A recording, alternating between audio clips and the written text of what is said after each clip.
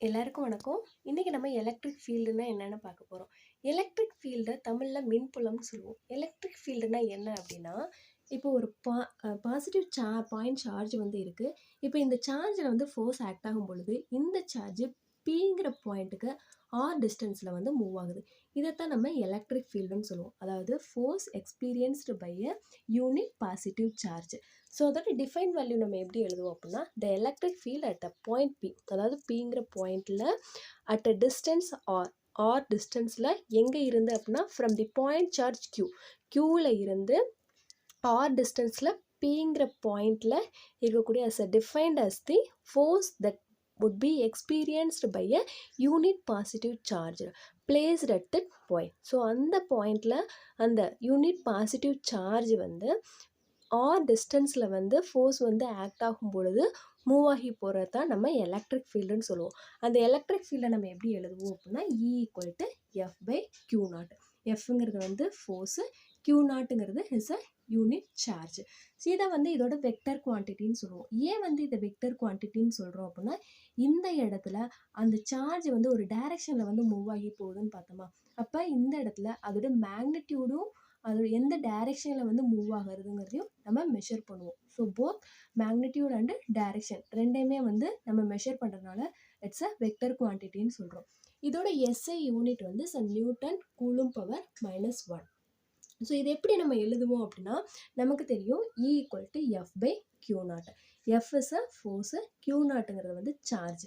எஃப்போட unit நமக்கு தெரியும் Newton, அதனால நான் என்ன எழுதியிருக்கேன், Q0 சார்ஜோட யூனிட்டு கூலுங்கிறது தெரியும். ஸோ சின்னு சொல்லிடுறோம். அப்போ இது எலக்ட்ரிக் ஃபீல்டோட யூனிட் வந்து N/C. இதை நம்ம எப்படி எழுதலாம் அப்படின்னா, அந்த டிவைடில் இருக்கிறத வந்து மேலே கொண்டு வரும் பொழுது Nc⁻⁻1ன்னு சொல்லி எழுதுகிறோம். இதுதான் இந்த எலக்ட்ரிக் ஃபீல்டோட SI unit, newton coulomb power -1. இப்போது நான் 2 பாயிண்ட் சார்ஜ் வந்து எடுத்துக்கிறேன், Qங்கிற சார்ஜும் Q0ங்கிற சார்ஜும். ஸோ இந்த ரெண்டுக்கும் இடைப்பட்ட டிஸ்டன்ஸ் வந்து R. அப்போ இந்த இடத்துல என்ன ஃபோர்ஸ் வந்து இருக்குது அப்படிங்கிறத நம்ம கூலும்ஸ்லால வந்து பார்த்துருப்போம். F=1/4πε0 Q0/R². இப்போ இந்த ஃபோர்ஸை நான் என்ன பண்ணுறேன் அப்படின்னா, E=F/Q0 இருக்கா, இந்த எஃப்ங்கிற இடத்துல நான் சப்ஸ்டியூட் பண்ண போகிறேன். அப்போ E=1/4πε0 Q0/R² அந்த Q0. அப்போ இந்த இடத்துல அந்த Q0ம் கேன்சல் ஆகி அப்போ எலக்ட்ரிக் ஃபீல்டு என்ன கிடைக்கும் அப்படின்னா 1/4πε0 Q/R². இதை நம்ம வெக்டர் ஃபார்மில் எழுதும் பொழுது எப்படி எழுதலாம் அப்படின்னா, E=1/4πε0 Q/R². R கேப்புங்கிறது வந்து யூனிட் வெக்டரை தான் நம்ம R கேப்னு எழுதுவோம்.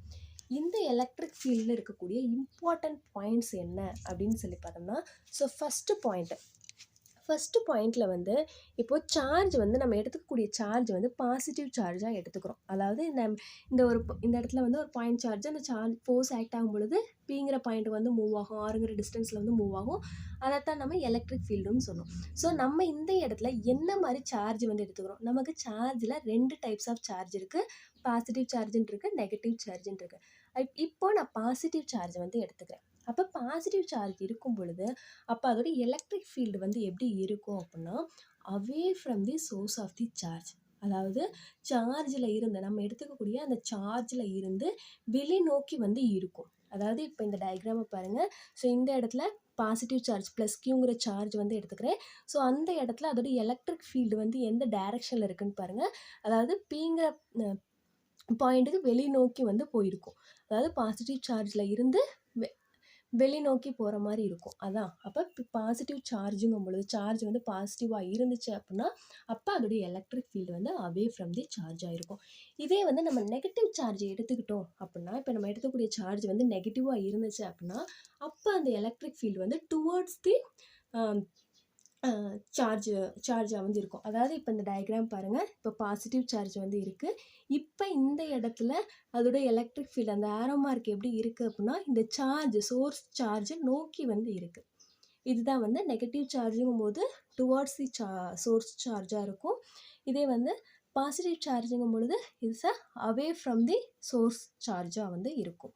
ஸோ அடுத்த பாயிண்ட் வந்து என்ன அப்படின்னா, இப்போ எலக்ட்ரிக் ஃபீல்டு நம்மளுக்கு தெரியும். எலக்ட்ரிக் ஃபீல்டு அட் பாயிண்ட் பியில் அதோட எலக்ட்ரிக் ஃபீல்டு என்னங்கிறத வந்து நம்ம கால்குலேட் பண்ணுவோம். அதாவது அட் டிஸ்டன்ஸ் ஆரில் அதோட Q0. அப்போ இந்த இடத்துல அதோட ஃபோர்ஸ் வந்து நம்ம எப்படி எழுதுவோம் அப்படின்னா F ஈக்குவல் டு Q0E. அதாவது என்ன அப்படின்னா, இப்போ நான் ஒரு பாசிட்டிவ் சார்ஜ் வந்து எடுத்துக்கிறேன் ஆறுங்கிற டிஸ்டன்ஸில். ஸோ இப்போ இந்த இடத்துல பிங்கிற பாயிண்டில் வந்து பாசிட்டிவ் சார்ஜ் Q0 வந்து இருக்குது. ஸோ இந்த இடத்துல அதோட எலக்ட்ரிக், அதாவது வந்து இந்த பாயிண்ட் சார்ஜ் வந்து இந்த டைரெக்ஷனில் வந்து மூவ் ஆகுது.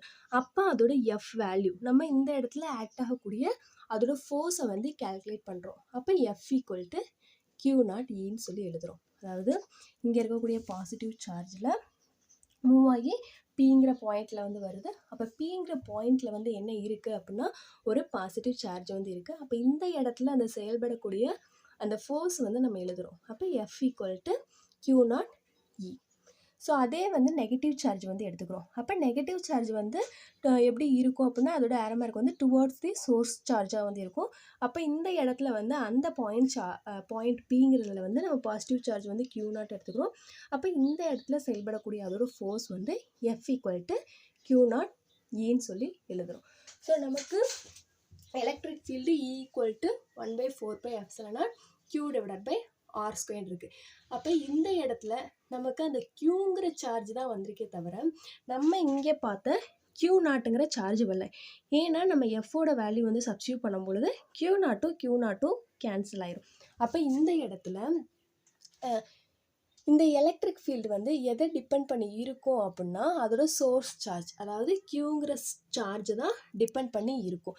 எதை டிபெண்ட் பண்ணி இருக்காது அப்படின்னா அதோட டெஸ்ட் சார்ஜ், அதாவது Q0 நம்ம எடுத்துக்கக்கூடிய Q0ங்கிற சார்ஜை வந்து டிபெண்ட் பண்ணி இருக்காது.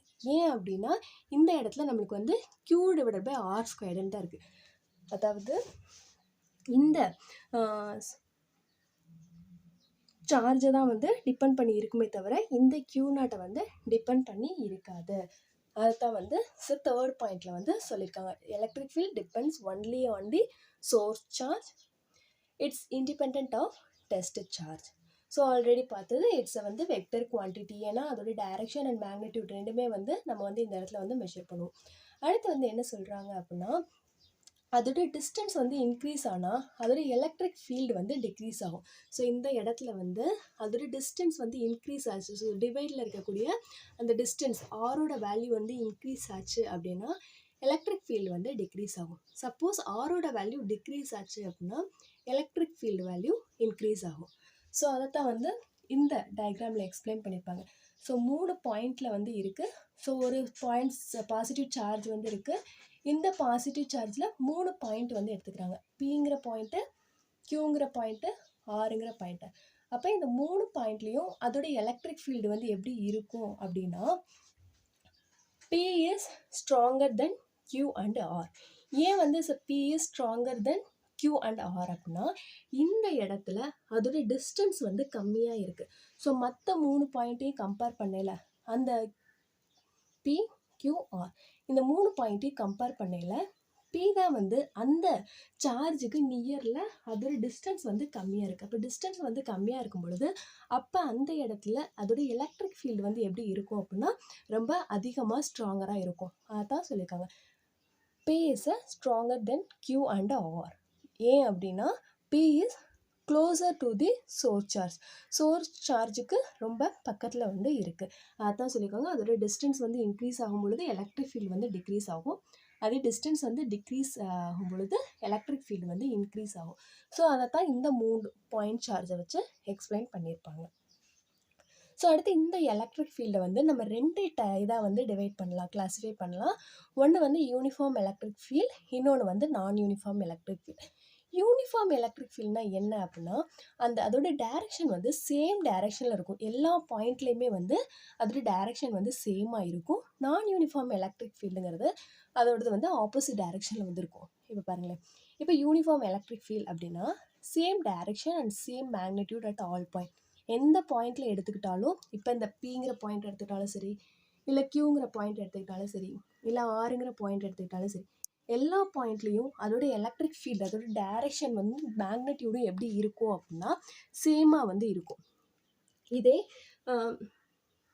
நான் யூனிஃபார்ம் எலக்ட்ரிக் ஃபீல்டு எடுத்துக்கிட்டோம் அப்படின்னா different direction and different magnitude at different point. ஒவ்வொரு பாயிண்ட்லேயும் அதோட டைரக்ஷன் அண்ட் மேக்னிடியூட் வந்து எப்படி இருக்கும் அப்படின்னா டிஃப்ரெண்ட்டாக வந்து இருக்கும்.